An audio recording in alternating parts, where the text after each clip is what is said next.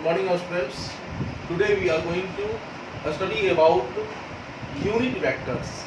So we are actually seeing the mathematics of vectors, and in that directions we are moving towards to expand our knowledge about what is unit vectors, how vectors are getting resolution of vectors according in different axes or in different directions, and then we will see also about what is dot product, what is cross product.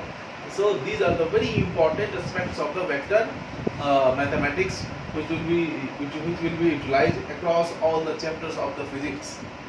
So this is the fundamental thing for the learning physics classes. So what is unit vector? Unit vector, we have already studied about what is vector. Vector is something which is expressed in terms of magnitude, unit and direction. So directions decides that some quantity is vector or not. If one quantity doesn't require directions to be specified, in that case that becomes a scalar quantity. But when it is inevitable to decide a physical quantity in terms of direction, then that becomes a vector quantity. So what is unit vector? Why do we need this unit vector? Unit vector is a vector whose magnitude is 1. Whose magnitude is 1. Unit vector has magnitude 1.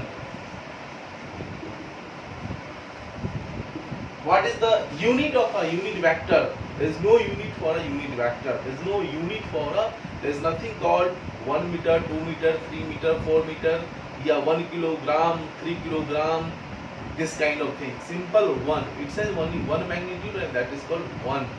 And it has direction. There is no unit, but it has direction.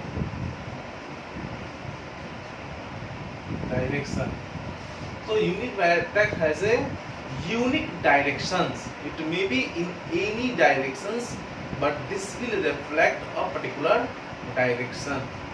Like if we take this coordinate system, x-axis, y-axis, z-axis.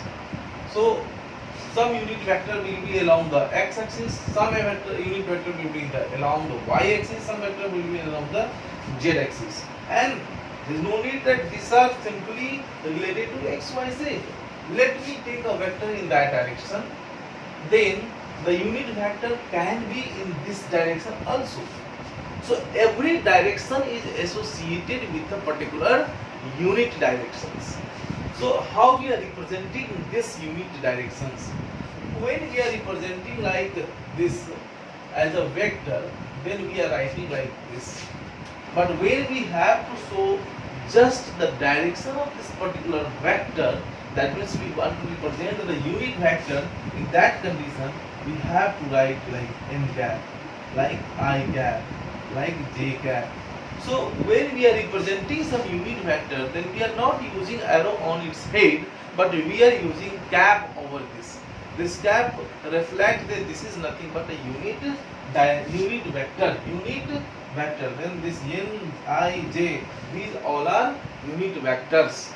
So every direction is associated with a particular unit vector. This direction can be a unit, this direction can be another unit vector.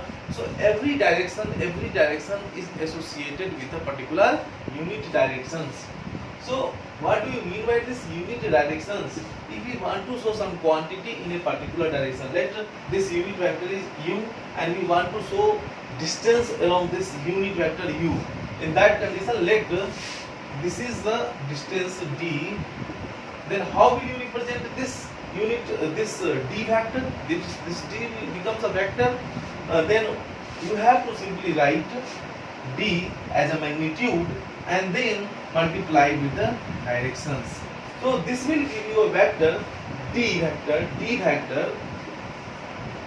So this d vector is along this direction, whose unit vector is u cap. So you have to, this u cap gives you direction, and this d gives the magnitude.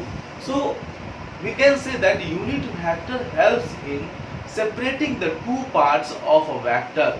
The magnitude part, and maybe taken as magnitude plus unit, and the unit vector, the direction part. So unit vector helps in separating a vector into two parts, unit and magnitude and directions. So this will represent the unit and magnitude, and this represent the direction of a particular vector. Now, by convention,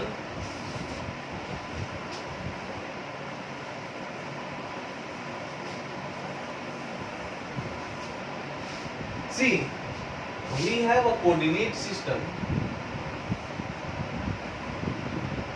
x, y, z.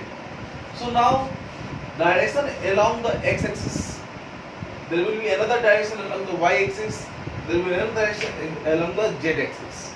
So by convention we are actually representing direction along the x-axis, by the unit vector I cap, direction along the y-axis by the unit vector j cap, and direction along the z-axis by a unit vector k cap. So we have three unit vectors associated with these three axes. This is I vector along the x-axis, this is j vector along the y-axis, and this is k vector along the z-axis. So now we want to represent some quantity, the physical quantity along the x-axis. Let a unit vector, this is represented like this is d, this is the magnitude of this.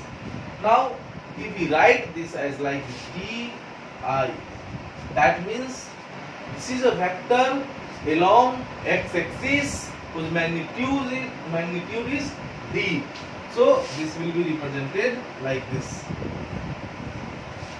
So this is a vector having magnitude d and direction. In which direction? So this direction is in along the x-axis. So we are separating into two parts. One part is magnitude part, another part is unit vector that defines the direction. Because the magnitude of I is nothing but 1. So we are just multiplying. So when we write what is the magnitude of d vector, then this is d. Similarly, when we write what is the magnitude of d I cap vector, then it becomes magnitude of d and magnitude of I. Here we are saying the magnitude of d will remain d and the magnitude of I is 1. So multiply with 1, it again comes d. So the magnitude of d vector is d. Similarly, the magnitude of d I cap vector is d multiplied by the magnitude of unit vector I. Magnitude of a unit vector is 1. So d equal is equal to d. This gives the same thing.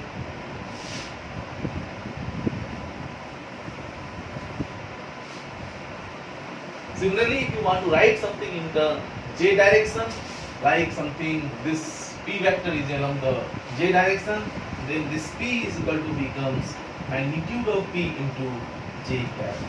If you want to write something quantity along the k direction, then you can write this p equal to q, the magnitude, and multiplied by unit vector k. So what is the direction of this component, this magnitude? The magnitude is no direction. So this is a directionless things. This has no directions.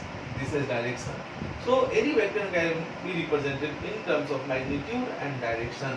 So we are just evolving, just representing a vector into a single term into two terms, one magnitude part and another is the unit vector parts.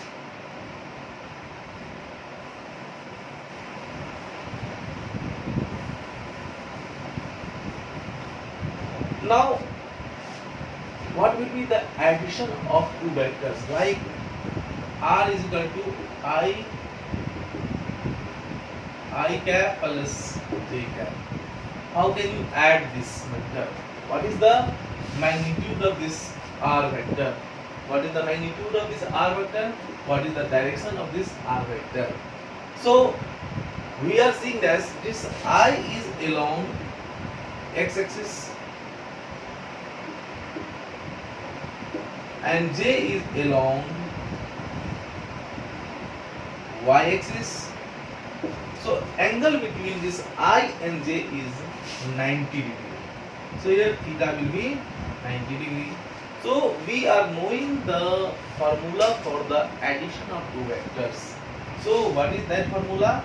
The formula is R is equal to A square plus B square plus 2AB cos theta. What is this A? The magnitude of first vector. What is V? The magnitude of second vector. What is theta? The angle between these two vectors. Y, here we can write I cap whole square plus J cap का magnitude whole square plus 2 I cap का magnitude J cap का magnitude cos 90 degree. Then I cap का magnitude means 1, so it becomes 1 plus 1 is equal to 2. What will be the angle? What will be the angle of this R vector? So we are getting this is I, this is J. So there will be some n vector, or say n vector along which this R is lying.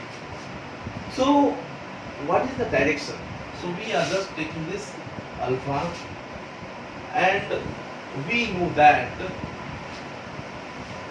what is the formula of tan alpha? Tan alpha is A sin theta upon A plus B cos theta.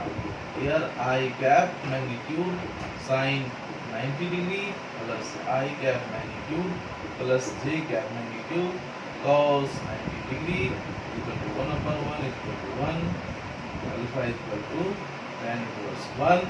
That means 45 degree. So this is 45 degree. So this R can be written as root 2 n cap. What is the direction of this unit vector? N. This n represents a direction which is making 45 degree with the x-axis.